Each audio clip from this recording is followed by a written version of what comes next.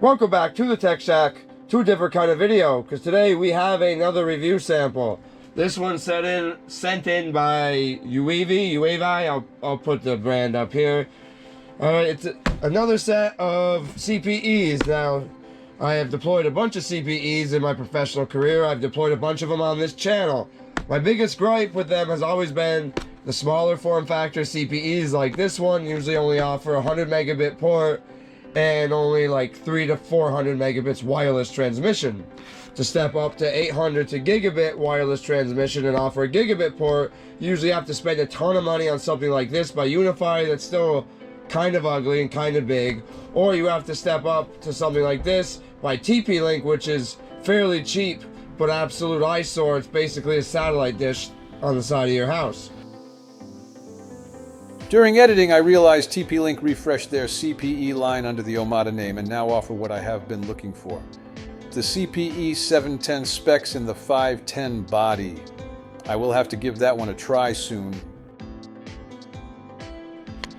Now, to my surprise, this guy supports both active and passive PoE. So now, not only does it claim to support the same wireless band as the big guys, not only does it have the gigabit port that I've always wanted in these smaller ones, but it also supports active PoE.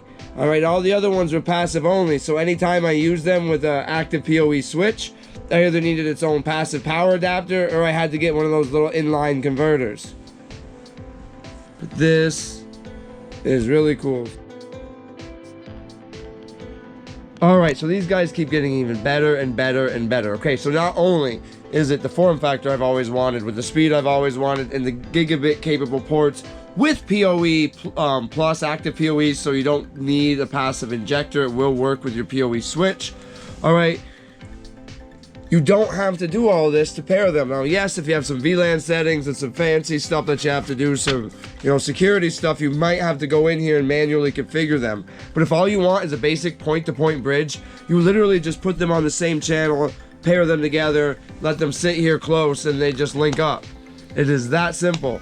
Alright, there's so many of these, not these, but a competing brand where I've had one or two just forget their settings on a big site, and I've had to go out and reprogram them to get internet back up.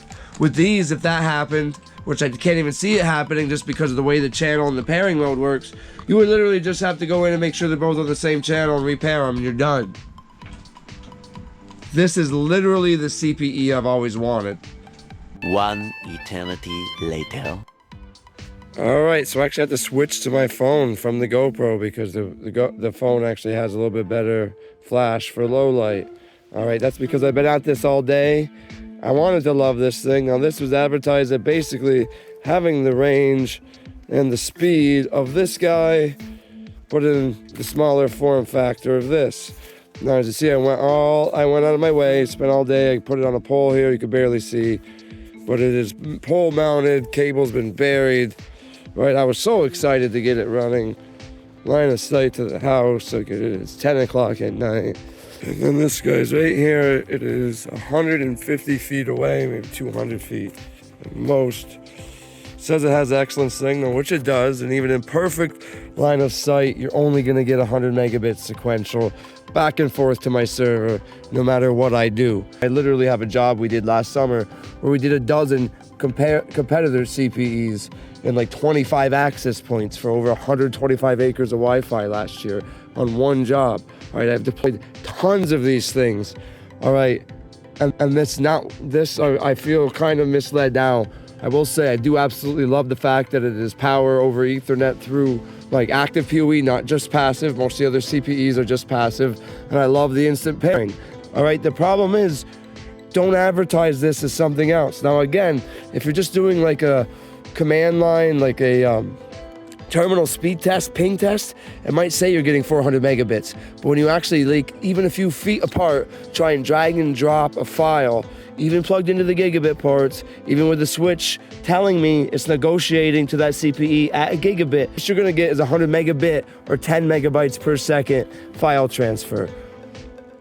That's just the way it is. These essentially are the lower end CPEs being advertised as a higher end CPE, and that's where I have a problem with it. Again, I absolutely love the one-touch pairing. But the fact is, this access point right here in repeater mode, repeating the access point all the way in the shop, all right, in mesh mode, gets a faster connection than those two point-to-point CPEs do. And that is not acceptable at this price point. If these two CPEs were $50 a piece, I'd say buy them all day long. But at $150, there's better options out there. All right, I have one right here. Go back to see some of my other videos, all the other CPEs we've deployed. Like, I am a long-range wireless guy. Like, that's kind of my specialty. So maybe don't send these products to guys who actually do this. All right, I've watched a lot of the other videos on this. All right, and a lot of people who liked it, honestly, yes, like I do see the appeal. 100 megabits point to point, super right out of the box. Like, super easy right out of the box, instant pairing, instant configuration. The problem is, if you take the time to manually configure them, there are better options for less money. But that is it. All right, so it has actually been a few days later. It's getting dark now, but I figured I would update on basically what I ended up doing. Now, since this pole was already cemented in place, I ended up just moving the 710 CPE over to here, and now the house is back to having actually above a 400, sometimes 600 plus megabit upload link back to the house, and that is actually not because of their CPEs. Well, kind of, and we'll get to that. So I actually went ahead and I turned this off from being in mixed mode to just locked into AC mode only. All right, so originally, before I got this wavelength access point, I had a TP-Link CPE. This guy is N300, but only has a 100 megabit port. So no matter what the wireless link was, you're only getting 100 megabits sequential back and forth from the house to the servers. Now 100 megabits sequential, though, because it has really good antennas, was good for hundreds and hundreds of yards away. Those other CPEs that were sent to me for free and cost over $150 for the pair, why these are only $40 a piece, those couldn't even get 100 megabit 150 feet away. So those are just absolute junk when it comes to long range. Yes, they have the PoE Plus and passive PoE, which almost all these CPEs, even the ones by UeeVii, most of those for the longest time were only passive PoE, so you always need a separate power injector or an inline adapter when you use them with the PoE switch. It had the gigabit port, it had instant pairing, it had a lot of features that these are lacking that I really liked, but it lied about range, so I couldn't really use it in any long range scenario like this. Now, where it did help increase the bandwidth of the house was that these guys, again, were wireless N. When I switched to this communicates back in AC, but since I had another one of these on a pole over here that also connected back to this CPE, whenever that other building would start having traffic, the other wife's cabin, whenever that one would start asking for data, the CPE would be switching between AC and N mode, and then we dropped to about 150 to 200 megabit upload link back to the house. So now that is locked in AC mode, getting a solid 440 to 600 plus megabit link between the house and the shack or the shop. All right, so that brings us to here. It's actually where I was able to use their ultra low range CPEs, was right here. All right, so I just hid that cable that back up into the crawl space, and this runs right off that PoE switch in there.